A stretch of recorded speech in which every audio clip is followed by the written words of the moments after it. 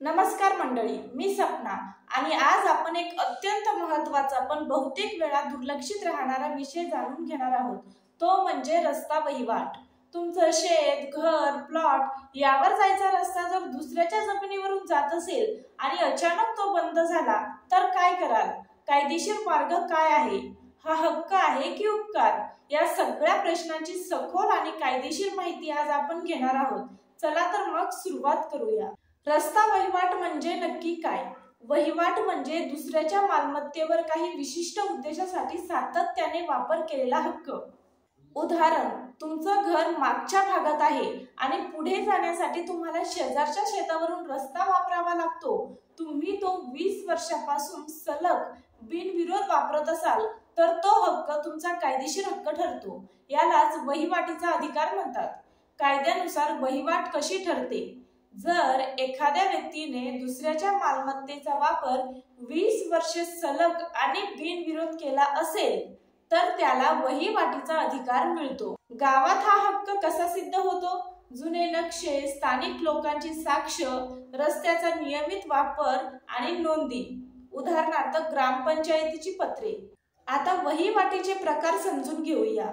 पहिले, सकारात्मक वहिवाट। दुसऱ्याच्या जमिनीवरून जाण्याचा, पाणी भरण्याचा किंवा नळी किंवा गटार नेण्याचा हक्क म्हणजे सकारात्मक वहिवाट।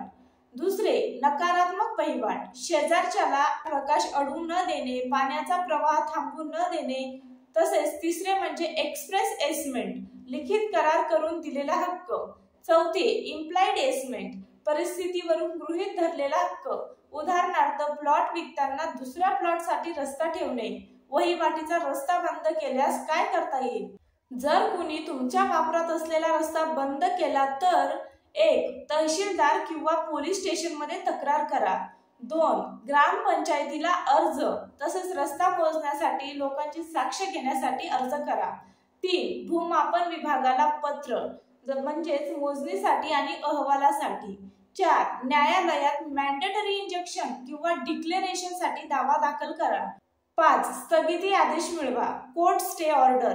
काय काय पुरावे सादर करावे लागतात? 7/12 उतारा, फेरफार नोंदी, गाव नकाशा, नक्षा क्रमांक 6 आणि शेजारच्यांची साक्ष म्हणजेच रस्त्याचा फोटो, व्हिडिओ पुरावे, ग्रामपंचायत नोंदी, पाण्याचं किंवा विजेचं बिल, कधीपासून वापरत आहात याचे स्पष्ट पुरावे हवेत। वहिवाट वाद टाळण्यासाठी महत्त्वाच्या कायदेशीर टिप्स।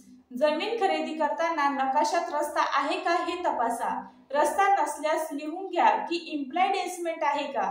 शेजारच्यांसोबत रस्त्यावरून लिखित करार करा। वहिवाटीचा रस्ता सतत वापरत राहा। वापर थांबवला की हक्कही थांबतो। वाद निर्माण झाला तर तात्काळ कायदेशीर सल्ला घ्या।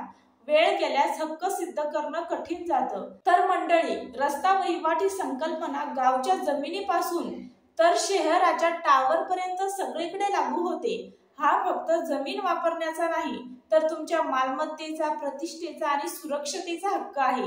तुमचा हक्क राखण्यासाठी माहिती असणं फार गरजेचं आहे। हा व्हिडिओ उपयोगी वाटला असेल तर लाईक करा, शेअर करा आणि अशाच कायदेशीर माहितीसाठी सबस्क्राईब करा।